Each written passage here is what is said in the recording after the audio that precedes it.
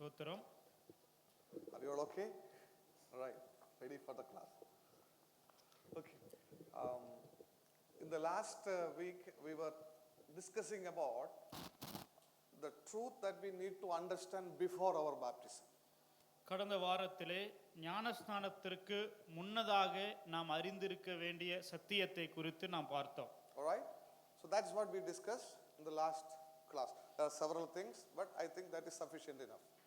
அநேக காரியங்களை நாம் பார்த்தோம், ஆனால் இந்த சுருக்கமான தலைப்பு அதற்கு போதும் என்று நான் நினைக்கிறேன். Any doubt about what we discussed last time? நாம் தியானித்த காரியங்களிலே ஏதாவது சந்தேகங்கள் இருக்கிறதா? Any doubt? Okay. Now today we are going to discuss two important things. இன்றைக்கும் இரண்டு முக்கியமான காரியங்களை நாம் பார்க்க போகிறோம். Number one, the second important thing, that is first we saw what you should understand before your baptism. முதலாவதாக ஞானஸ்நானத்திற்கு முன்னதாக நீங்கள் என்ன காரியங்களை புரிந்திருக்க வேண்டும் என்று பார்த்தோம். Now the second thing that we are going to discuss is what you need to understand at the time of your baptism. ஞானஸ்நானம் பெற்றுக்கொள்ளக்கூடிய அந்த நேரத்திலே நமக்கு என்ன புரிந்திருக்க வேண்டும்? Understand that? Number one, before baptism. முதலாவதாக ஞானஸ்நானத்திற்கு முன்னதாக. And number two, இரண்டாவதாக at the time of baptism. ஞானஸ்நான வேளையிலே. Okay. At the time of baptism, what are the things you need to take care of? ஞானஸ்நானம் எடுத்துக்கொள்கிற அந்த நேரத்திலே என்னென்ன காரியங்களை குறித்து நீங்கள் ஜாக்கிரதையாக இருக்க வேண்டும்? At the time of baptism. ஞானஸ்நானம் எடுக்கிற வேளையிலே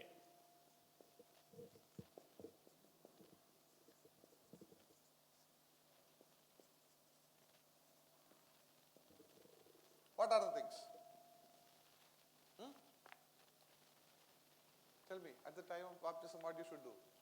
ஞானஸ்நானம் எடுக்கிற வேளையிலே நீங்கள் என்ன செய்ய வேண்டும்? Nothing. Just to go down and get baptized and come back. What you should do at the time of baptism? ஞானஸ்நானம் எடுக்கிற வேளையிலே நீங்கள் என்ன செய்ய வேண்டும்? Nothing. Right. Number one. முதலாவதாக prayer. ஜெபிக்க வேண்டும். All right. So please read Luke. லூக்கா எழுதின சுவிசேஷம் 3 verse 21 and 22. மூன்றாவது அதிகாரம் 21 22 வசனங்கள். ஜனங்கள் எல்லாரும் ஞானஸ்நானம் பெற்றபோது இயேசுவும் ஞானஸ்நானம் பெற்று ஜெபம் பண்ணுகையில் வானம் திறக்கப்பட்டது. பரிசுத்த ஆவியானவர் ரூபம் கொண்டு புறாவை போல அவர்கள் மேல் இறங்கினார். வானத்திலிருந்து ஒரு சப்தமும் உண்டாகி, நீர் என்னுடைய நேசகுமாரன், உம்மில் பிரியமாயிருக்கிறேன் என்று உரைத்தது. Yes. What we read there? இங்க என்ன வாசிக்கிறோம்? In verse 21, what do you read? 21ஆம் வசனத்திலே We know that it is the time of the baptism of our Lord Jesus Christ. கர்த்தராகிய இயேசு கிறிஸ்துவானவர் ஞானஸ்நானம் எடுத்துக்கொண்ட நேரம் என்பது நம் அனைவருக்கும் தெரியும். Isn't it? இல்லையா? So now at the time of baptism, what was he doing? ஞானஸ்நான வேளையில் அவர் என்ன செய்து கொண்டிருந்தார்? Looking at the people. ஜனங்களை பார்த்து. Looking at the what to say? The cameras. கேமராவை பார்த்து. Is it? அப்படியா? What was he doing? அவர் என்ன செய்து கொண்டிருந்தார்? He was praying. அவர் ஜெபம் செய்து கொண்டிருந்தார். Right? So it is very important for each one of us to pray at the time of your baptism. ஞானஸ்நான வேளையிலே நாம் ஒவ்வொருவரும் ஜெபிக்க வேண்டியது மிக மிக முக்கியமாக இருக்கிறது. Probably others will be praying. மற்றவர்கள் உங்களுக்காக ஜெபித்துக் கொண்டிருப்பார்கள். At the same time, when you are in the water, in your heart, you should stand there with prayer. நீங்கள் தண்ணீரிலே நிற்கும் பொழுது உங்களுடைய இருதயத்திலே நீங்கள் ஜெபித்துக் கொண்டே காணப்பட வேண்டும். That's very important. அது மிக முக்கியமானது. Because you are taking a very important step in your life and you are going to testify the Lord in the waters of baptism. So it is a very important step in your Christian life. உங்களுடைய கிறிஸ்தவ வாழ்க்கையிலே மிக முக்கியமான ஒரு கட்டம் அது. ஏனென்றால் கர்த்தராகிய இயேசு கிறிஸ்துவை நீங்கள் சாட்சியாக கூற போகிறீர்கள். So at the time of that baptism, when you are in the water, ஞானஸ்நானம் எடுக்க போகிற அந்த வேளையிலே நீங்கள் தண்ணீருக்குள்ளே இருக்கும் பொழுது your attention should not be on anything else. மற்ற எந்த காரியத்தின் மேலும் உங்களுடைய சிந்தனை இருக்கக்கூடாது. Your friends may be there, your family members may be there, everybody will be there. Don't worry about that. உங்களுடைய நண்பர்கள், உங்களுடைய குடும்பத்தை சார்ந்தவர்கள் அனைவரும் இருப்பார்கள். அவர்களை குறித்து அக்கறை கொள்ள வேண்டாம். But your special moment, the spiritual moment in which you need to make sure that you are in touch with your Lord in prayer. அந்த விசேஷித்த ஒரு வேளையிலே, ஆவிக்குரிய வாழ்க்கையிலே முக்கியமான ஒரு வேளையிலே தேவனோடு கூட நீங்கள் ஜெபத்திலே இணைந்திருக்க வேண்டும். And when Jesus was in the prayer, see, the heaven opened and approval came, right? அவர் ஜெபித்துக் கொண்டிருந்த போது வானம் திறக்கப்பட்டது, பரலோகத்திலிருந்து ஒரு சத்தம் வந்தது. And the God in heaven approved him. பரலோகத்தின் தேவன் அதை ஏற்றுக்கொண்டார். So when you are in water, the heaven is not going to open again. நாம் தண்ணீரிலே இறங்கும் பொழுது வானம் மறுபடியும் திறக்க போகிறதில்லை. But it is our responsibility to follow the example of our Lord Jesus to be in that place with prayer. ஆனால் நம்முடைய பொறுப்பு என்னவென்றால் அந்த வேளையிலே கர்த்தராகிய இயேசு கிறிஸ்துவானவருடைய மாதிரியை பின்பற்றி நாம் ஜெப சிந்தையிலே இருக்க வேண்டும். So I don't know if you ask others, those who have already taken baptism, how many of them were praying at the time of baptism, I don't know. ஏற்கனவே ஞானஸ்நானம் எடுத்தவர்கள் அந்த வேளையிலே எத்தனை பேர் ஜெபத்திலே இருந்தார்கள் என்று நமக்கு தெரியாது. Isn't it? You know whether you were praying or not. உங்களுக்கு தெரியும் ஜெபித்துக் கொண்டிருந்தீர்களா இல்லையா என்று. Yeah, but I want all of you to be in that place with much prayer. ஆனால் நீங்கள் அனைவரும் அந்த வேளையிலே ஜெப சிந்தையோடு கூட இருக்க வேண்டும் என்று நான் விரும்புகிறேன். Is it clear? Don't forget that. அதை மறந்துவிட வேண்டாம். It's very important. அது மிக முக்கியமானது. Clear? Okay. The second thing that you need to take care at the time of baptism is, ஞானஸ்நான வேளையிலே நீங்கள் செய்ய வேண்டிய இரண்டாவது காரியம் என்னவென்றால், do not fear. பயப்பட வேண்டாம். Right? Do not fear. பயப்பட வேண்டாம். Some of the children, they get afraid, isn't it? சில பிள்ளைகள் பயந்து போவார்கள் இல்லையா? Isn't it? When they see the water, தண்ணீரை பார்த்த உடனே, when they come out of the water, தண்ணீரிலிருந்து வெளியே வரும் பொழுது they are afraid, isn't it? அவர்கள் பயந்து போவார்கள் Isn't it? இல்லையா? Especially girls, right? விசேஷமாக பெண்கள். So don't fear. பயப்பட வேண்டாம். Right? There is no need of any fear there. அங்கே பயப்பட வேண்டிய அவசியம் இல்லை. All right? You are safe there. நீங்கள் ரட்சிக்கப்பட்டிருக்கிறீர்கள். No, you are safe there in the water. அங்கே பத்திரமாக இருக்கிறீர்கள். All right? Nothing is going to happen to you. உங்களுக்கு ஒன்றும் நடக்காது. Right? So when Jesus was taking baptism, where was it happened? இயேசு கிறிஸ்துவானவர் எங்கே ஞானஸ்நானம் எடுத்தார்? We see that it was in a river, isn't it? அவர் ஒரு நதியிலே எடுத்தார். Right. So even in our place, in our native place, I also took baptism in a river, Periyar River. சகோதரனுடைய சொந்த ஊரிலே பெரியார் நதியிலே அவர் ஞானஸ்நானம் எடுத்தார். And even last month when I went, I gave baptism to 2 children in the Periyar River. கடந்த மாதத்திலே கூட நான் சென்றபோது 2 பேருக்கு அதே பெரியார் நதியிலே ஞானஸ்நானம் கொடுத்தேன். So it's a very big river. அது பெரிய நதி. But when the children come in, sometimes they get afraid. பிள்ளைகள் வரும் பொழுது சில வேளைகளிலே பயந்து போகிறார்கள். So what I try to say is, நான் என்ன சொல்ல வருகிறேன் என்றால், so when you are in that spiritual occasion, a very special occasion, அந்த விசேஷித்த ஆவிக்குரிய தருணத்திலே நீங்கள் இருக்கும் பொழுது don't fear. பயப்பட வேண்டாம். There is nothing to fear. All the people are there. You are safe there. பயப்பட வேண்டிய அவசியமே இல்லை. உங்களை சார்ந்தவர்கள் அனைவரும் இருக்கிறார்கள். நீங்கள் அந்த இடத்திலே பத்திரமாக இருக்கிறீர்கள். Now here I think it is inside, right? இங்கே உள்ளே நினைக்கிறேன். So there is nothing to fear. பயப்பட வேண்டிய அவசியம் இல்லை. Okay, when you get down into the water, don't fear. தண்ணீரில் இறங்கும் பொழுது பயப்பட வேண்டாம். When you stand in the water, don't fear. தண்ணீரில் நிற்கும் பொழுது பயப்பட வேண்டாம். And at the same time, when you are dipped down into the water, don't fear. அதே நேரத்தில் தண்ணீரிலே முக்கப்படும் பொழுதும் பயப்பட வேண்டாம். Okay, you will come out easily, no problem. நீங்கள் பத்திரமாக வெளியே வருவீர்கள். Okay, some children, when they go down into the water, they get afraid and then suddenly they come out. Don't do such kind of things. சில பிள்ளைகள் தண்ணீரிலே மூழ்கும் போது உடனே மேலே எழுந்து வருவார்கள். அப்படியெல்லாம் செய்ய வேண்டாம். Not only children, grown up people also do. பெரியவர்கள் கூட.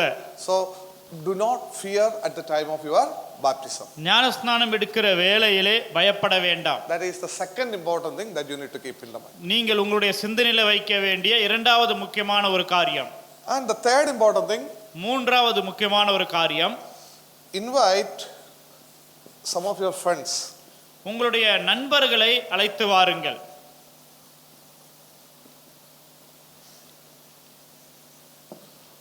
All right. Invite some of your friends.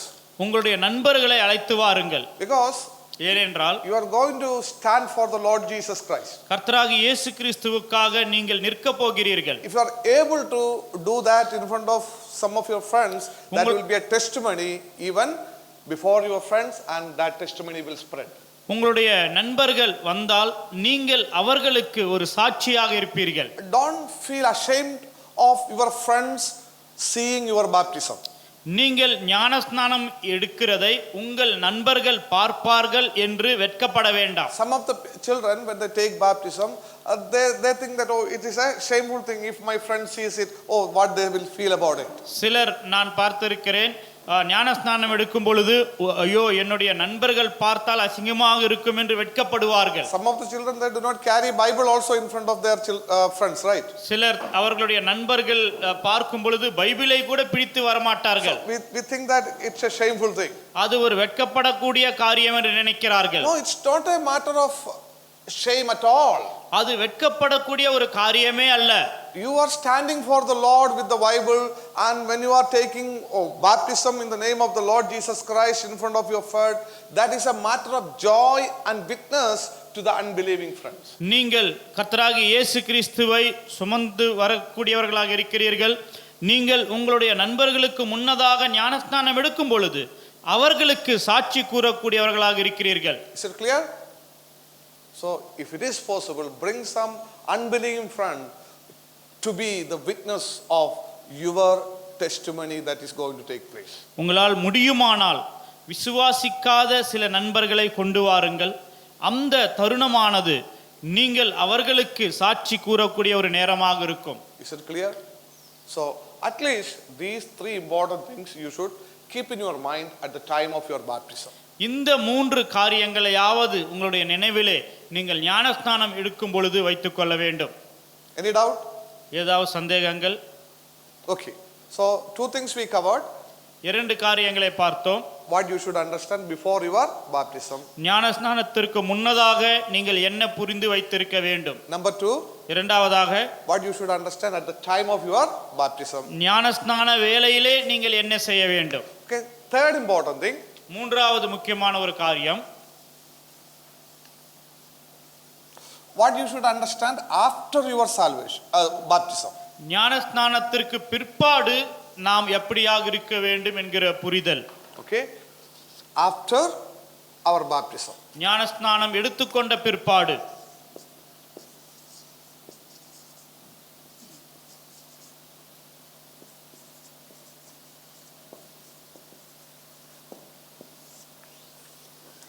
Okay, what are the things you should understand in relation to your life after your baptism? ஞானஸ்நானம் எடுத்துக்கொண்ட பிற்பாடு நம்முடைய வாழ்க்கையில எப்படியாக இருக்க வேண்டும் என்கிற புரிதல் நாம் புரிந்து கொள்ள வேண்டும். Okay, few important things I want to highlight and conclude.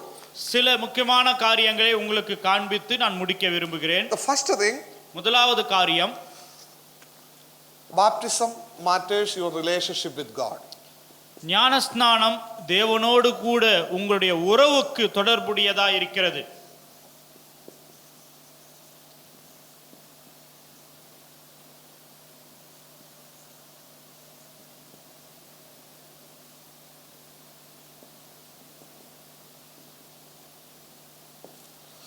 Baptism matters your relationship with God. ஞானஸ்நானம் என்பது தேவனோடு கூட உங்களுக்கு இருக்கக்கூடிய உறவுக்கு தொடர்புடையதாக இருக்கிறது. Okay, at the time of baptism, what do you tell to the Lord? ஞானஸ்நானம் எடுக்கிற வேளையிலே கர்த்தரிடத்தில் நீங்கள் என்ன சொல்கிறீர்கள்? Lord, I love you. கர்த்தாவே, நான் உங்களை நேசிக்கிறேன். I am willing to obey you, isn't it? நான் உனக்கு கீழ்ப்படிய விரும்புகிறேன். That is what you are saying when you take the baptism. ஞானஸ்நானம் எடுக்கும் பொழுது அதைத்தான் நீங்கள் சொல்லுகிறீர்கள். Because it is the command of the Lord. ஏனென்றால் அது கர்த்தருடைய கட்டளையாய் இருக்கிறது. You are going to obey that command. நீங்கள் அந்த கட்டளைக்கு கீழ்ப்படிய போகிறீர்கள். Why do you obey that command? ஏன் அந்த கட்டளைக்கு கீழ்ப்படுகிறீர்கள்? Jesus told, but why do you obey that command? ஏன் அந்த கட்டளைக்கு கீழ்ப்படுகிறோம்? You love your God, isn't it? நம்முடைய தேவனை நாம் நேசிக்கிறோம். Yeah, when your father says something, you do it. Why? உங்களுடைய தகப்பன் ஏதாவது காரியத்தை சொன்னால் செய்கிறீர்கள். ஏன்? Why do you do that? ஏன் அதை செய்கிறீர்கள்? You love them, right? நீங்கள் அவர்களிடத்தில் அன்பு கூறுகிறீர்கள் இல்லையா? It is not because of the force or anything else. More than that, you love them, they love you. That's the reason why you obey them. ஏதோ ஒரு கட்டாயத்தினாலே அல்ல, அவர்கள் உங்களையும் நீங்கள் அவர்களையும் நேசிக்கிறதுனால அதை செய்வீர்கள். Even our Lord Jesus mentioned in the Gospel of John that if you love me, you will obey my commandments. இயேசு கிறிஸ்துவானவர் கூட யோவான் எழுதின சுவிசேஷத்திலே சொன்னார், நீங்கள் என்னில் அன்பு கூர்ந்தால் என்னுடைய கட்டளைகளுக்கு கீழ்ப்படிவீர்கள். Isn't it? So why do you obey this command? ஏன் இந்த கட்டளைக்கு நீங்கள் கீழ்ப்படிகிறீர்கள்? You love your God. உங்களுடைய தேவனிடத்தில் நீங்கள் அன்பு கூறுகிறீர்கள். Your relationship with your God. தேவனோடு கூட இருக்கக்கூடிய உங்களுடைய உறவு. So now when you take baptism, you are in a sense telling to the Lord, Lord, I am willing to forsake everything, even myself, for you. ஞானஸ்நானம் எடுக்கும் பொழுது, கர்த்தாவே உமக்காக நான் எல்லாவற்றையும் இழக்க ஆயத்தமாயிருக்கிறேன், என்னையும் கூட என்று நீங்கள் சொல்கிறீர்கள். And when the disciples were chosen and when they started to follow our Lord Jesus Christ, கர்த்தராகிய இயேசு கிறிஸ்துவானவர் சீஷர்களை தேர்ந்தெடுத்த போது, அவர்கள் அவரை பின்தொடர்ந்த தொடங்கின போது, the Lord has very specifically mentioned that you should be ready to deny everything and yourself to follow me. இயேசு கிறிஸ்துவானவர் மிகவும் தெளிவாக சொன்னார், நீங்கள் எல்லாவற்றையும் விட்டுவிட வேண்டும், உங்களையும் விட்டுவிட்டு வர வேண்டும் என்று சொன்னார். So in the discipleship process, you are taking a very important decision here at the time of your baptism. சீஷத்துவ அந்த முறையிலே, ஞானஸ்நான வேளையிலே மிக முக்கியமான ஒரு காரியத்தை நீங்கள் செய்கிறீர்கள். You are really focusing on your relationship with your God. தேவனோடு கூட இருக்கக்கூடிய உங்களுடைய உறவை நீங்கள் ஸ்திரப்படுத்துகிறீர்கள். Lord, I love you. கர்த்தாவே, உம்மிலே நான் அன்பு கூறுகிறேன். Lord, I am ready to sacrifice everything for you. கர்த்தாவே, உமக்காக எல்லாவற்றையும் கொடுக்க நான் ஆயத்தமாய் இருக்கிறேன். And I am ready to even sacrifice my own life for you so that I would follow you faithfully. நான் என்னுடைய சொந்த ஜீவனை கூட கொடுக்க ஆயத்தமாக இருக்கிறேன், உம்மை உண்மையாய் பின்பற்றுவதற்காக. So when you take baptism, ஞானஸ்நானம் எடுக்கும் பொழுது, it matters your relationship with God. அது உங்களுடைய தேவனோடு இருக்கக்கூடிய உறவுக்கு உறுதியாயிருக்கிறது. And that relationship அந்த உறவானது should grow even after your baptism. ஞானஸ்நானம் எடுத்துக்கொண்ட பிற்பாடு அது வளர வேண்டும். Do you understand what I am trying to say? நான் என்ன சொல்ல வருகிறேன் என்று புரிகிறதா? At the time of your baptism, you tell Lord, I love you.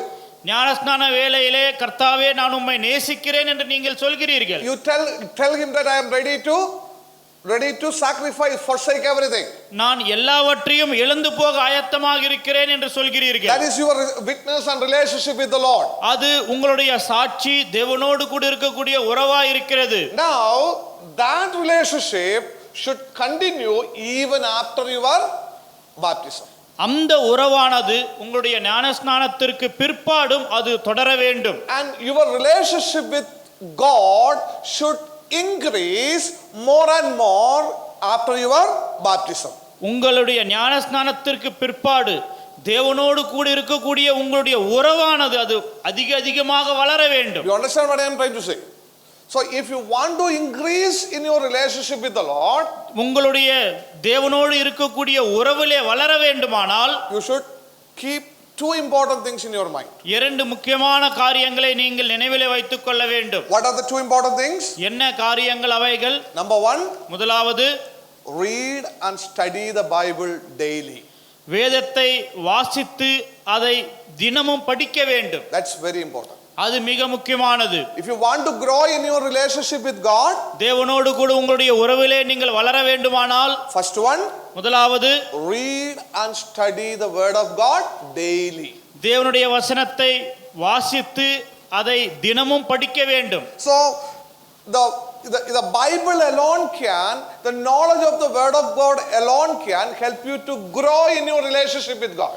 தேவனுடைய வசனத்தில் இருக்கக்கூடிய ஞானம் மாத்திரமே தேவனோடு கூட இருக்கக்கூடிய உங்களுடைய உறவிலே வளர்ச்சி அடைய செய்யும். So we read in several places in the Bible about the importance of God's word in maintaining a growth in our relationship with God. வேதத்தில் அநேக இடங்களிலே நாம் பார்க்கிறோம், தேவனோடு கூட இருக்கக்கூடிய நம்முடைய உறவை தேவனுடைய வசனம் நம்மை வளர்ச்சி அடைய செய்யக்கூடியதா இருக்கிறது. Now when you read the Bible, வேதத்தை வாசிக்கும் பொழுது, when you study the Bible, வேதத்தை படிக்கும் பொழுது what happens? என்ன நடக்கும்? God is speaking to you. தேவன் உங்களோடு பேசுகிறார், Isn't it? இல்லையா? God is speaking to you. தேவன் உங்களிடத்தில் பேசுகிறார். So that is very important in your relationship with God. தேவனோடு கூட உங்களுடைய உறவிலே அது மிக முக்கியமானது. Right? If you want to maintain and grow in your relationship, it is necessary that you should listen what God speaks to you. தேவனோடு கூட உறவிலே நீங்கள் தொடர்ந்து இருக்க வேண்டும்.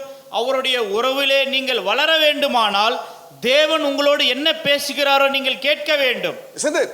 இல்லையா? So communication is very, very important to maintain the relationship. தேவனோடு கூட உங்களுடைய தொடர்பு என்பது மிக மிக முக்கியமானது. All right, even in the physical relationship, சரீர பிரகாரமான உறவிலே கூட the proper communication between each other is very important to maintain our relationship. ஒருவரிடத்திலே ஒருவர் சரியான உறவிலே இருக்க வேண்டும் என்றால் நாம் தொடர்பிலே காணப்பட வேண்டும். Isn't it? So now God communicates you when you read the Bible and study the Bible. வேதத்தை வாசித்து அதை படிக்கும் பொழுது தேவன் உங்களோடு கூட தொடர்பு கொள்கிறார்.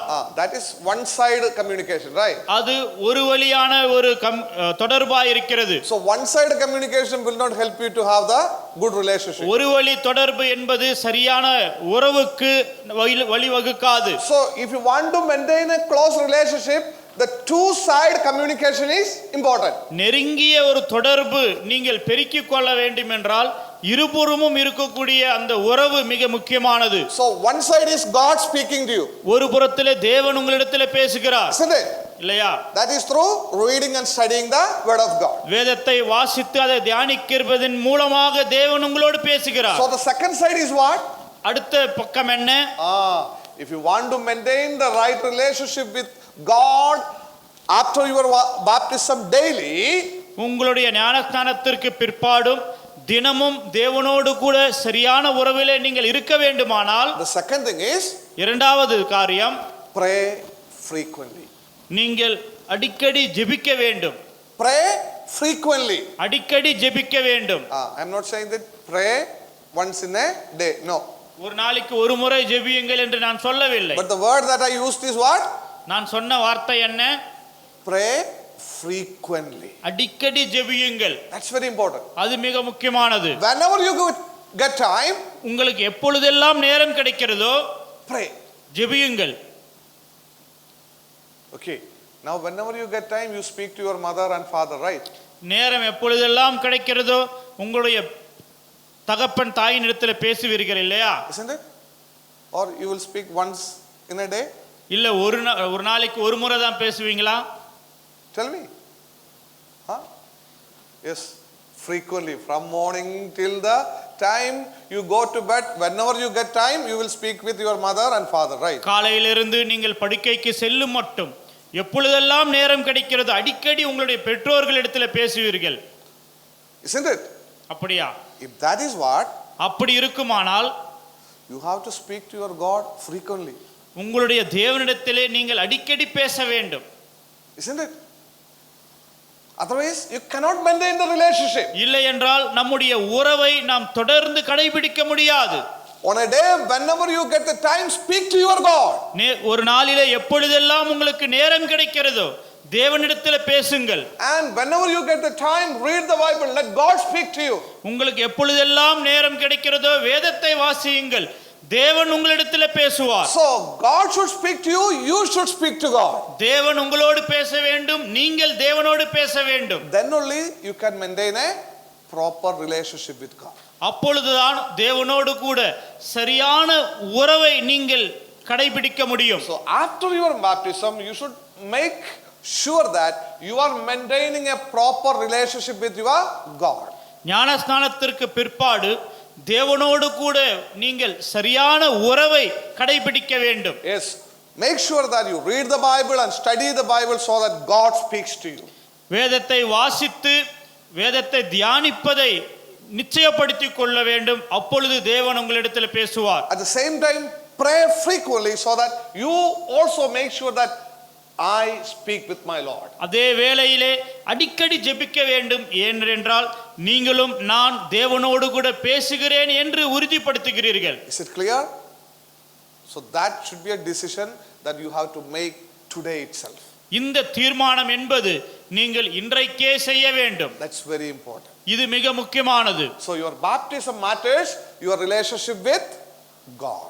ஞானஸ்நானம் என்பது உங்களுடைய தேவனிடத்தில் உங்களுக்கு இருக்கக்கூடிய உறவுக்கு அது முக்கியமானதா இருக்கிறது. And the second thing, இரண்டாவதாக baptism matters, your relationship with church. சபையோடு கூட உங்களுடைய உறவுக்கு அது முக்கியமானதா இருக்கிறது. You understand that? Baptism matters, your relationship with the church, with your church. நீங்கள் இருக்கக்கூடிய சபையோடு கூட இருக்கக்கூடிய உங்களுடைய உறவுக்கு அது முக்கியமானதா இருக்கிறது. Yes, when you take baptism, ஞானஸ்நானம் எடுக்கும் பொழுது what happened? என்ன நடக்கிறது? All the elderly people will be very sad.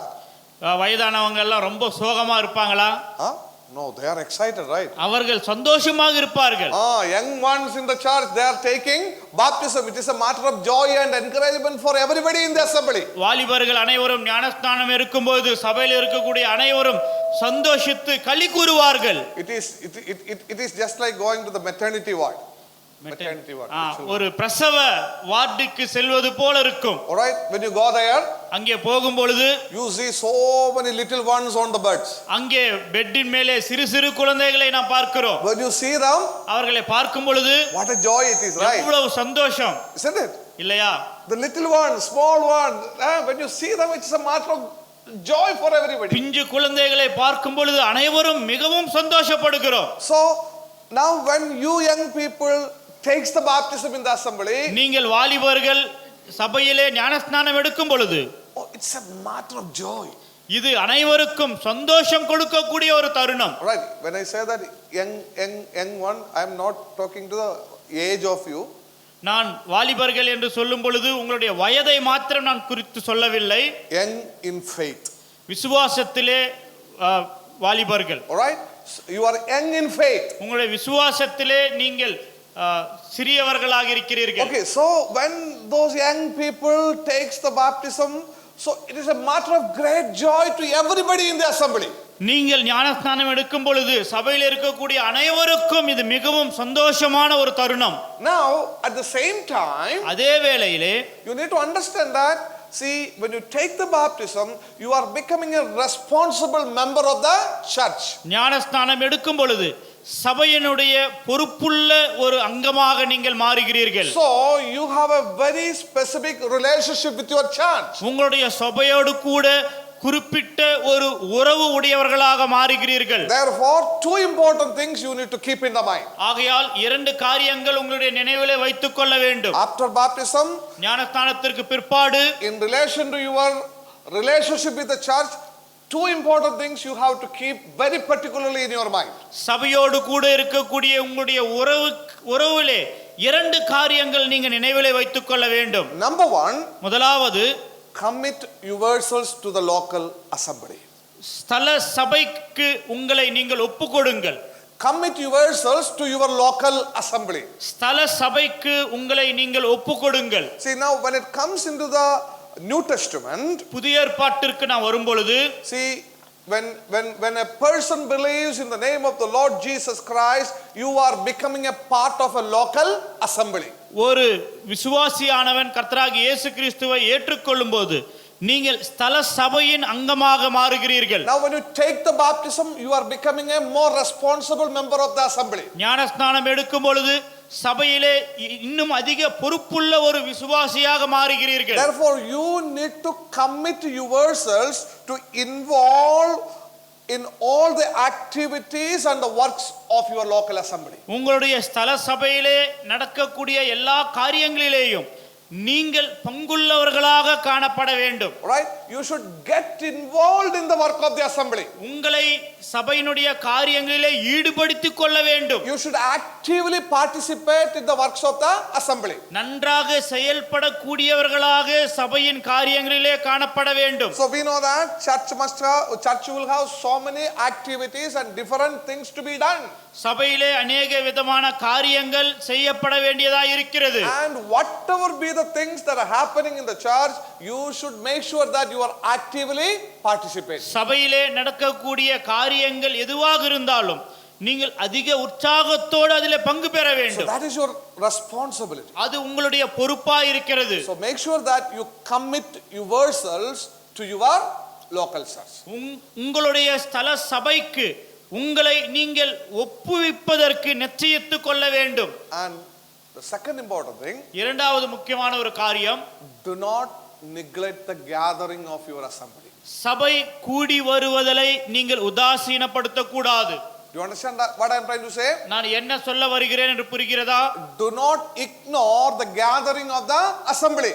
சபை கூடி வருவதை விட்டுவிடக் கூடாது. In Hebrews chapter 10 verse 24 and 25 we read about it. எபிரேயர் 10 24 25 வசனங்களிலே நாம் இந்த காரியத்தை குறித்து வாசிக்கிறோம். So whatever be the meetings and the gatherings of the assembly, you should make sure that you will attend that without any failure. சபையிலே கூட்டங்கள் நடக்கும் பொழுது நீங்கள் தவறாமல் கலந்து கொள்வேன் என்று நிச்சயித்துக் கொள்ள வேண்டும். Right? For the prayer meetings, ஜெப கூட்டம், for the Bible studies, வேதாராய்ச்சி கூட்டம், for the worship, ஆராதனைக்கு, for the gospel meetings, சுவிசேஷ கூட்டம், whatever be the gatherings that an assembly has, you should make sure that I will participate without any failures.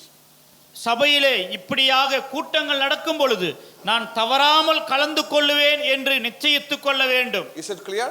தெளிவாய் புரிகிறதா? So baptism matters your relationship with the church. ஞானஸ்நானம் என்பது சபையோடு கூட உங்களுடைய உறவிலே முக்கியமானதாய் இருக்கிறது. Therefore, two important things you have to keep in mind. இரண்டு காரியங்கள் நாம் நினைவிலே வைத்துக் கொள்ள வேண்டும். Number one, முதலாவது, commit yourselves to your local assembly. ஸ்தல சபைக்கு உங்களை நீங்கள் ஒப்பு கொடுக்க வேண்டும். Get involved in the activities of the church. சபையினுடைய காரியங்களிலே ஈடுபடுத்திக் கொள்ளுங்கள். Actively participate in all the activities. எல்லா காரியங்களிலேயும் உற்சாகமாய் பங்கு பெறுங்கள். Right, after sometimes I am not happy with this local church, I will go to somewhere. கொஞ்ச நாளுக்கு பிற்பாடு இந்த சபையாலே எனக்கு சந்தோஷம் இல்லை, நான் வேற இடத்துக்கு போகிறேன். No, this is your local church. இதுதான் உங்களுடைய ஸ்தல சபை. Don't simply run around. அங்கே இங்கும் ஓட வேண்டாம். Right? This is the place for you to grow. நீங்கள் வளருவதற்கு இதுதான் இடம். So commit yourselves to your local church. உங்களுடைய ஸ்தல சபைக்கு உங்களை நீங்கள் ஒப்பு கொடுங்கள். Then second thing, இரண்டாவது, do not neglect the gatherings of the assembly. சபை கூடி வருவதை நீங்கள் உதாசீனப்படுத்த கூடாது. Whatever be the meetings, எந்த கூட்டமாக இருந்தாலும், right, you should always have the desire and the interest to participate. அந்த கூட்டங்களிலே பங்கு பெறுவதற்கான வாஞ்சை உங்களுக்கு இருக்க வேண்டும். Maybe some unavoidable circumstances, that is fine. தவிர்க்க முடியாத சூழ்நிலைகள் இருந்தால் பரவாயில்லை. But that is not always. ஆனால் எல்லா வேளையிலும் அப்படி நடக்காது. Every meeting don't say that I have a unavoidable circumstance. எல்லா கூட்டங்களிலும் எனக்கு தவிர்க்க முடியாத காரணங்கள் தான் என்று சொல்ல வேண்டாம். So sometimes it is okay, we can understand, but சில நேரங்களிலே அது சரியாக இருக்கும், நாம் புரிந்து கொள்ளலாம். ஆனால் in all other circumstances you should make sure that you participate in every activities, every gatherings of the church. மற்ற எல்லா வேளையிலும் சபையினுடைய எல்லா கூடுகைகளிலும் நீங்கள் பங்கு பெறுவதை உறுதி செய்ய வேண்டும். Is it clear? Any doubt? ஏதாவது சந்தேகங்கள்? And I mentioned two things in relation to church, right? சபையோடு கூட இருக்கக்கூடிய உங்களுடைய உறவிலே இரண்டு காரியங்களை நான் சொன்னேன். I think I should tell one more thing, otherwise I missed the important thing. இன்னொரு காரியத்தை சொல்ல வேண்டும். Okay, one more thing I will tell in relation to the church. சபையோடு கூட உங்களுடைய உறவை குறித்து இன்னொரு காரியத்தை நான் சொல்கிறேன். Practice proper relationship with the members of the church. சபையிலே இருக்கக்கூடிய அங்கத்தினரோடு சரியான உறவை கடைபிடியுங்கள். Right? Practice proper relationship with other members of the assembly. சபையிலே இருக்கக்கூடிய மற்ற விசுவாசிகளோடு சரியான உறவை கடைபிடியுங்கள். Okay, to whom you should have the proper relationship? யாரிடத்திலே சரியான உறவு உங்களுக்கு இருக்க வேண்டும்? First of all, முதலாவது it should begin from your family. உங்களுடைய குடும்பத்திலே அது ஆரம்பிக்க வேண்டும். Isn't it? இல்லையா? All right? you are a baptized responsible member of the assembly. நீங்கள் சபையினுடைய ஞானஸ்நானம் பெற்ற பொறுப்புள்ள விசுவாசியா இருக்கிறீர்கள். Therefore, ஆகையால் your relationship with the family members is very important. குடும்பத்திலே இருக்கக்கூடியவர்களோடு உங்களுடைய உறவு என்பது மிக முக்கியமானது. Your relationship with your father, mother, உங்களுடைய தாய் தகப்பனோடு, right? Your brothers and sisters. சகோதர சகோதரிகளோடு, That is the first place to show the proper relationship. நாம் நம்முடைய சரியான உறவை காண்பிப்பதற்கான முதல் ஸ்தானம் அதுதான். And then the second இரண்டாவதாக in the church. சபையிலே. Isn't it? So you have to show the proper relationship with other believers in the assembly. சபையிலே இருக்கக்கூடிய மற்ற விசுவாசிகளிடத்திலே சரியான உறவை நீங்கள் காண்பிக்க வேண்டும். And the third one? மூன்றாவதாக Third one. What is it? Tell me. Huh? Outside people will come to there. Sabbail. Third important thing, you should be very much careful with the elders of the assembly. மூன்றாவது முக்கியமான காரியம் என்னவென்றால் சபையில் உள்ள மூப்பர்களோடு கூட உங்களுடைய உறவிலே மிகவும் ஜாக்கிரதையாக இருக்க வேண்டும். Bible very specifically says that. வேதம் மிகவும் தெளிவாக போதிக்கிறது. In 1 Peter 5 we read about it. முதல் பேதுரு 5ஆம் அதிகாரத்தில் நாம் அதை குறித்து வாசிக்கிறோம். And also we read it in 1 Timothy and Titus. முதல் தீமோத்தேயு தீத்து நிருபத்திலே நாம் வாசிக்கிறோம். So in the book of Acts we read about it. அப்போஸ்தலருடைய நடவடிக்கைகளை நாம் வாசிக்கிறோம். You understand that? They are laboring for you. உங்களுக்காக அவர்கள் உழைக்கிறார்கள். Therefore you should maintain the proper relationship with the elders of the assembly. ஆகையால் சபையில் இருக்கக்கூடிய மூப்பர்களிடத்திலே சரியான உறவை நீங்கள் காத்து நடக்க வேண்டும். So your relationship with the church is important after your baptism. ஞானஸ்நானத்திற்கு பிற்பாடு சபையோடு கூட இருக்கக்கூடிய உங்களுடைய உறவு மிகவும் முக்கியமானது. So three things I mentioned. மூன்று காரியங்களை நான் சொன்னேன். Number one, முதலாவது commit yourselves to the local church. ஸ்தல சபைக்கு உங்களை நீங்கள் ஒப்புக்கொடுங்கள். Number two, இரண்டாவது, neglect not the gatherings of the assembly. சபை கூடி வருவதை நீங்கள் விட்டுவிடக் கூடாது. Number three, மூன்றாவது, practice proper relationship with others in faith. விசுவாசத்தில் இருக்கக்கூடிய மற்றவர்களோடு கூட சரியான உறவை நாம் கடைபிடிக்க வேண்டும். Right? First one, முதலாவது in the family. குடும்பத்திலே. Second one, இரண்டாவது in the church with other believers. சபையில் இருக்கக்கூடிய மற்ற விசுவாசிகளிடத்திலே. And number three, மூன்றாவதாக elders, especially with the elders in the assembly. சபையில் இருக்கக்கூடிய மூப்பர்களிடத்திலே. Is it clear? Any doubt? Okay. And the third important thing. மூன்றாவது ஒரு குறிப்பு. Right? Your baptism matters those who are outside the church. சபைக்கு வெளியே இருக்கிறவர்களுக்கும் உங்களுடைய ஞானஸ்நானம் Matters.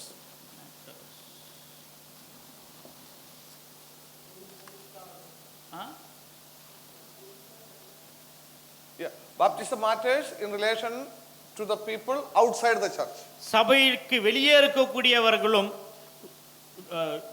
இருக்கக்கூடியவர்களுக்கும் ஞானஸ்நானம் உங்களுடைய ஞானஸ்நானம் முக்கியமானதாக இருக்கிறது. Right, your baptism is important in relation to the people outside the church. சபைக்கு வெளியே இருக்கக்கூடியவர்களிடத்திலும் உங்களுடைய ஞானஸ்நானம் முக்கியமானதாக இருக்கிறது. How is it important? எப்படி அது முக்கியமானது? How is it important? எப்படி அது முக்கியமானது? Your baptism is a powerful witness for others about our Lord Jesus Christ and his salvation that he does through his work on the cross of Calvary. உங்களுடைய ஞானஸ்நானம் என்பது வெளியிலே இருக்கக்கூடியவர்களுக்கு உங்களை குறித்து கர்த்தராகிய இயேசு கிறிஸ்துவானவர் கொடுக்கக்கூடிய ரட்சிப்பை குறித்து தெரியப்படுத்துவதற்கு வல்லமையுள்ள ஒரு சாட்சியாக இருக்கிறது. It's a powerful witness of the saving power of our Lord Jesus Christ. கர்த்தராகிய இயேசு கிறிஸ்துவானவருடைய ரட்சிக்கக்கூடிய வல்லமையை காண்பிக்கக்கூடிய ஒரு வல்லமையுள்ள சாட்சியாக இருக்கிறது. So now when you take baptism, you are standing as a mighty witness of the power of salvation in Jesus Christ. இயேசு கிறிஸ்துவுக்குள் நீங்கள் அடைந்த அந்த வல்லமையுள்ள ரட்சிப்பை சாட்சியாக காண்பிக்கக்கூடியவர்களாக நீங்கள் நிற்கிறீர்கள். And from that time onwards, you have the responsibility to witness Jesus Christ to every unbelievers with whom you are going to be in touch with. அந்த நேரத்தை முதற்கொண்டு கர்த்தராகிய இயேசு கிறிஸ்துவை மற்றவர்களுக்கு, விசுவாசிக்காதவர்களுக்கு சாட்சியாக காண்பிக்க வேண்டியவர்கள் ஒரு பொறுப்பு உங்களுக்கு வருகிறது. So in relation to that, there are few things you can keep in mind. இந்த காரியத்திலே சில காரியங்கள் நீங்கள் நினைவில் வைக்க வேண்டும். So when it comes into outside the church, சபைக்கு வெளியே நாம் பார்க்கும் பொழுது, number one, முதலாவது you have to witness the gospel to the unbelievers. விசுவாசிக்காதவர்களுக்கு நீங்கள் சுவிசேஷத்தை சாட்சியாக சொல்ல வேண்டும். All right, it's a command given to us. அது நமக்கு கொடுக்கப்பட்ட ஒரு கட்டளை. So all believers should share the gospel with others. எல்லா விசுவாசிகளும் மற்றவர்களோடு கூட சுவிசேஷத்தை பகிர்ந்து கொள்ள வேண்டும். You should lead others to Jesus Christ. That is your responsibility, and this work is entrusted with every believer. நீங்கள் மற்றவர்களுக்கு, விசுவாசிக்காதவர்களுக்கு சுவிசேஷம் சொல்ல வேண்டும். இந்த பொறுப்பானது உங்கள் அனைவருக்கும் கொடுக்கப்பட்டிருக்கிறது. Now the question that I want to ask you is, நான் இப்பொழுது உங்களை கேட்க நினைக்கிற கேள்வி, are you willing to share about Jesus to others? இயேசு கிறிஸ்துவை குறித்து மற்றவர்களிடத்தில் பகிர்ந்து கொள்வதற்கு நீங்கள் விருப்பம் உள்ளவர்களா இருக்கிறீர்களா?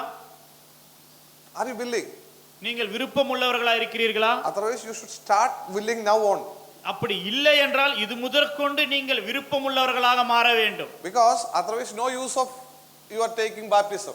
இல்லை என்றால் ஞானஸ்நானம் எடுப்பதிலே எந்த அர்த்தமும் இல்லை. So as you take baptism, you are witnessing to the world that I am a follower of the Lord Jesus. ஞானஸ்நானம் எடுப்பதின் மூலமாக நான் கிறிஸ்துவை பின்பற்றுகிறவன் என்று உலகத்திற்கு தெரியப்படுத்துகிறீர்கள். And that testimony should be reaching every unbeliever whom you meet.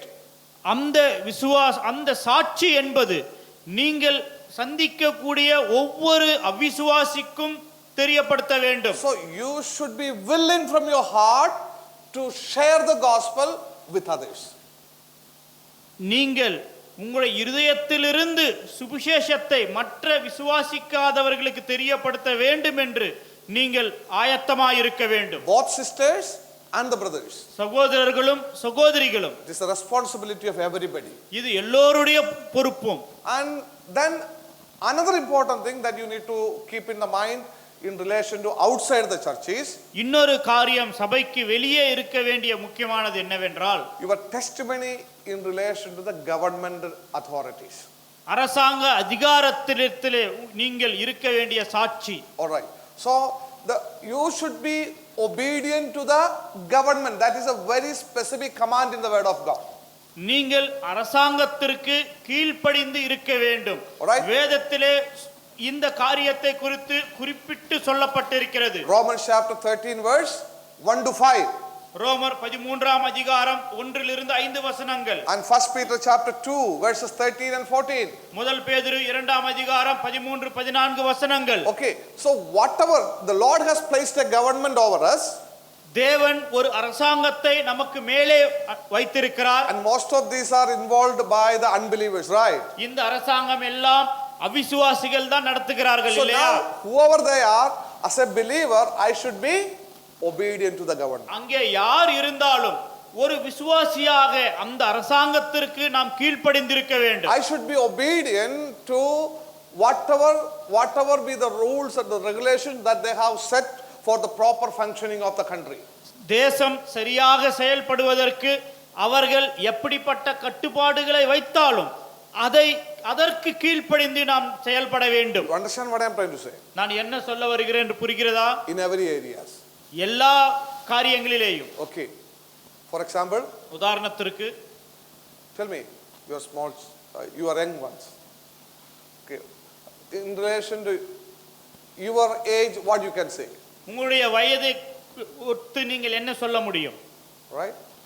Being obedient to the governmental authority. அரசாங்கத்திற்கு கீழ்ப்படிந்து இருப்பதிலே. Right? Tell me.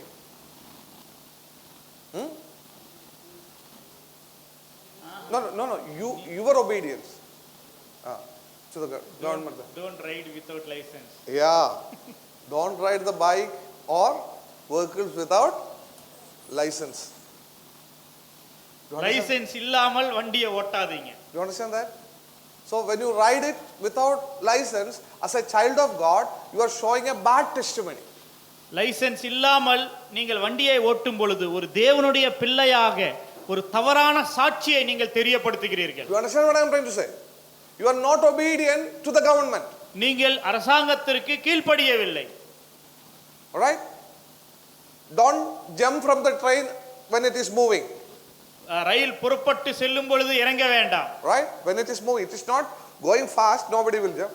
When slowly moving, we get down, isn't it? வேகமாக போகும் பொழுது யாரும் இறங்க மாட்டோம். ஆனால் மெல்ல செல்லும் பொழுது நாம் இறங்குவோம். All right? There is no stop for that train in that station, but it is going slowly, so you get down. அந்த ரயிலுக்கு அங்கே நிறுத்தம் இல்லை, ஆனால் அது பொறுமையாக போகிறதுனால இறங்கி விடுகிறோம். Right? If the police catch you, police உங்களை பிடித்தால் they will directly take you to the court. நேராக கோர்ட்டுக்கு கொண்டு செல்வார்கள். You understand that? So you are not obedient to the government. நீங்கள் அரசாங்கத்திற்கு கீழ்ப்படியவில்லை. So in that way there are so many other examples you can think about. இப்படியாக अनेक உதாரணங்களை நீங்கள் சிந்தித்து பார்க்க முடியும். So as a child of God, it is your responsibility to be obedient to the government and show your testimony.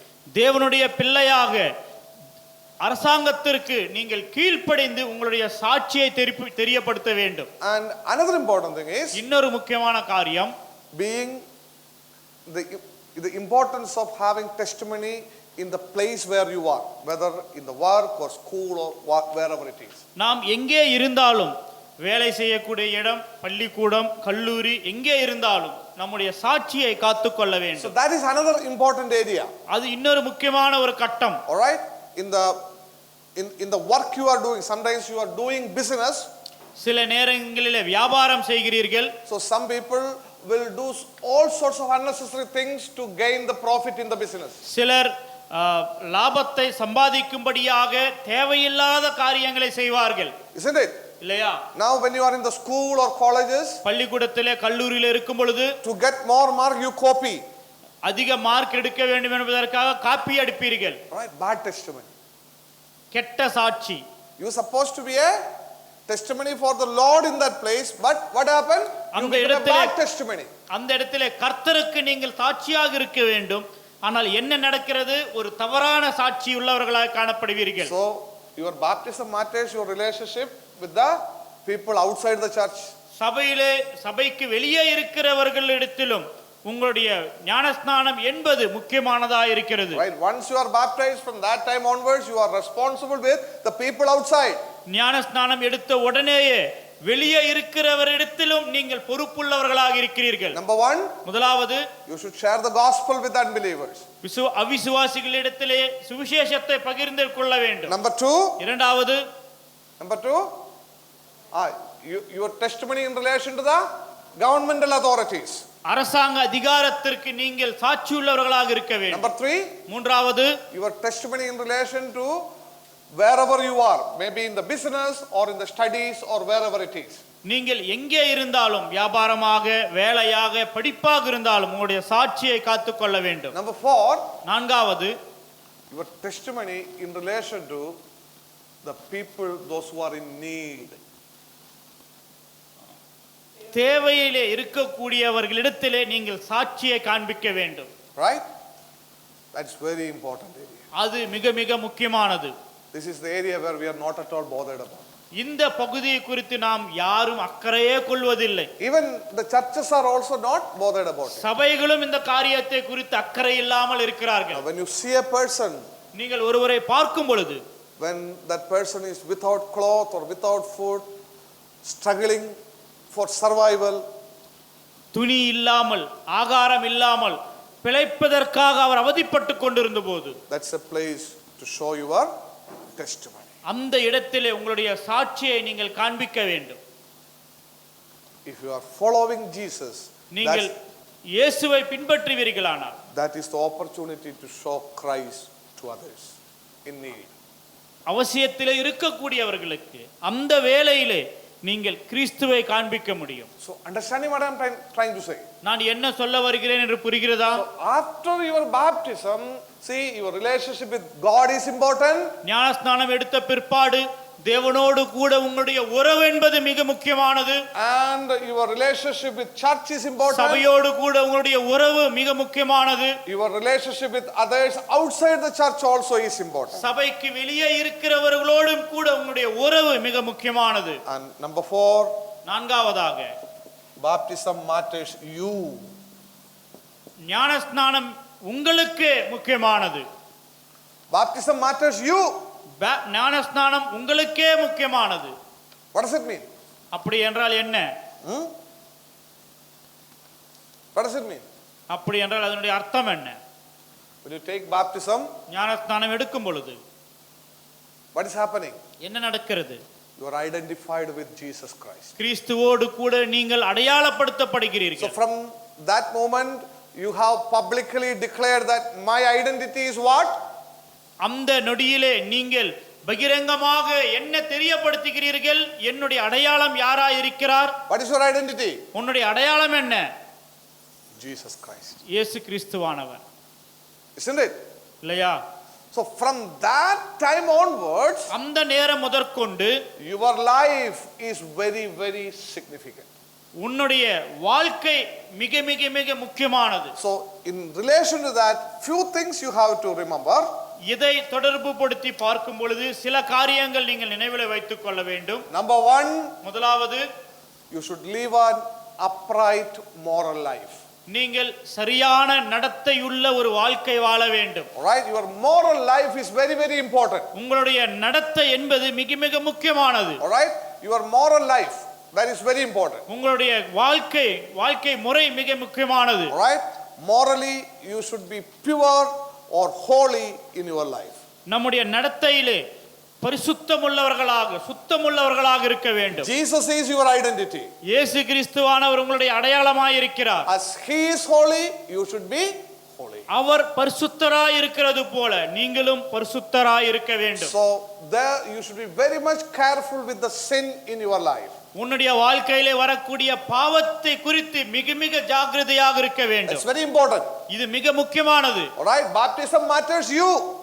ஞானஸ்நானம் உங்களுக்கே முக்கியமானது. Especially in relation to your personal life. உங்களுடைய தனிப்பட்ட வாழ்க்கையோடு, especially in relation to the sins of this world. இந்த உலகத்தினுடைய பாவங்களில் இருந்து. And you need to make sure that you are keeping yourselves away from all the sins of this world and living a morally right and well pleasing life unto the Lord. இந்த உலகத்தினுடைய பாவங்களுக்கு நீங்கள் விலகி உங்களுடைய வாழ்க்கையிலே சரியான நடத்தை உள்ளவர்களாக தேவனை பிரியப்படுத்தக்கூடிய ஒரு வாழ்க்கை வாழ வேண்டும். So baptism matters you. ஞானஸ்நானம் உங்களுக்கே மிக முக்கியமானது. And the second important thing is, இரண்டாவது முக்கியமான ஒரு காரியம், make sure that you do God's will in each and every moment. ஒவ்வொரு நிமிஷத்திலேயும் தேவனுடைய சித்தத்தை நீங்கள் செயல்படுத்த வேண்டும். All right, in Romans chapter 12 we read about it. ரோமர் 12ஆம் அதிகாரத்தில் நாம் இதை வாசிக்கிறோம். Verses 1 and 2, do not be conformed into this world. முதல் 2 வசனங்களிலே வாசிக்கிறோம், இந்த பிரபஞ்சத்திற்கு ஒத்த வேஷம் தெரியாமல். Instead, what do you need to do? நாம் மாறாக என்ன செய்ய வேண்டும்? You should be renewed and doing the will of the Father. நாம் மனம் புதிதாகிறதுனாலே தேவனுடைய சித்தத்தை செய்யக்கூடியவர்களாக இருக்க வேண்டும். That is what the Lord requires from us. இயேசு கிறிஸ்துவானவர் நம்மிடத்தில் இதை தான் எதிர்பார்க்கிறார். So baptism matters your life. ஞானஸ்நானம் உங்களுடைய வாழ்க்கைக்கு முக்கியமானது. So many things are there. அநேக காரியங்கள் உண்டு. But two things are very, very important. இரண்டு காரியங்கள் மிக மிக முக்கியமானவைகள். Number 1, முதலாவது, live an upright moral life. நீங்கள் சரியான நடத்தை உள்ள ஒரு வாழ்க்கை வாழ வேண்டும். Number 2, இரண்டாவது, make sure that you do God's will in each and every moment of your lives. உங்களுடைய வாழ்க்கையினுடைய ஒவ்வொரு தருணத்திலேயும் தேவனுடைய சித்தத்தை செய்யக்கூடியவர்களாக இருக்க வேண்டும். Is it clear? தெளிவாய் புரிகிறதா? Any doubt? ஏதாவது சந்தேகங்கள்? So this is what your life after baptism. ஞானஸ்நானத்திற்கு பிற்பாடு இதுதான் உங்களுடைய வாழ்க்கை. With God, தேவனோடு, with church, சபையோடு, outside the church, சபைக்கு வெளியானவர்களோடு, and in relation to you. உன்னோடு. All right? So all these 4 areas you should be very, very careful. இந்த 4 பகுதிகளிலேயும் நீங்கள் மிக மிக ஜாக்கிரதையாக இருக்க வேண்டும். Now when we read and understand the life of our Lord Jesus Christ, கர்த்தராகிய இயேசு கிறிஸ்துவானவருடைய வாழ்க்கையை நாம் வாசித்து அதை புரிந்து கொள்ளும் பொழுது one thing we read is after his baptism, அவர் ஞானஸ்நானம் எடுத்துக்கொண்ட பிற்பாடு, immediately after his baptism, அவர் ஞானஸ்நானம் எடுத்துக்கொண்ட உடனேயே what happened? என்ன நடந்தது? What do you read? Immediately after his baptism, what happened? ஞானஸ்நானம் எடுத்துக்கொண்ட உடனே என்ன நடந்தது? Jesus, tell me. No, that's after that. After his baptism, what happened? What you read in the Gospels? Next one. What happened? Temptation. சோதனை. Isn't it? Immediately after the baptism, what we read? Satan tempting our Lord Jesus Christ. ஞானஸ்நானம் எடுத்துக்கொண்ட உடனேயே பிசாசானவன் இயேசு கிறிஸ்துவானவரை சோதித்தான். So temptation is always there. சோதனைக்காரன் எப்பொழுதும் இருக்கிறான். Right? Immediately after your baptism, it will be more powerfully attacking you. ஞானஸ்நானம் எடுத்துக்கொண்ட உடனேயே அந்த சோதனைக்காரன் உங்களை அதிக வல்லமையோடு கூட தாக்குவான். So you should be very careful. மிகவும் ஜாக்கிரதையாக இருக்க வேண்டும். So he will try to attack all these 4 areas. இந்த 4 பகுதிகளிலேயும் உங்களை தாக்குவதற்கு முயற்சி செய்வான். He will try to distort all these areas very specifically when you take a important decision in your life. இந்த எல்லா பகுதியிலேயும் நீங்கள் முக்கியமான தீர்மானங்களை எடுக்கும் பொழுது உங்களை தாக்கக்கூடியவனாக இருப்பான். So after baptism, don't think that you are safe. No problem, no temptation will be there. ஞானஸ்நானம் எடுத்த பிற்பாடு நான் பாதுகாப்பாக இருக்கிறேன், எந்த சோதனையும் எனக்கு இருக்காது என்று நினைக்க வேண்டாம். All right? Immediately it starts, it will be more. உடனேயே சோதனைகள் ஆரம்பிக்கும், இன்னும் அதிகமாகவே இருக்கும். So just as Jesus has shown us example, இயேசு கிறிஸ்துவானவர் நமக்கு மாதிரியை காண்பித்த வண்ணமாக we should be able to win over the attack of the devil. பிசாசானவனுடைய தாக்குதல்களை மேற்கொள்ளக்கூடியவர்களாக நாம் இருக்க வேண்டும். Yield not to temptation. நீங்கள் சோதனைக்கு ஆளாகாமல் இருங்கள். All right? We need to win over it by the power and the strength of the Spirit of God. தேவனுடைய ஆவியானவருடைய பலத்தினாலே வல்லமையினாலே அந்த சோதனைகளை நாம் மேற்கொள்ள வேண்டும். And you should take care of all these 4 areas very specifically after your baptism. ஞானஸ்நானம் எடுத்துக்கொண்ட பிற்பாடு இந்த 4 பகுதிகளையும் குறித்து அதிக ஜாக்கிரதையை நாம் எடுத்துக்கொள்ள வேண்டும். Is it clear? தெளிவாய் புரிகிறதா? So I talked to you 3 important things.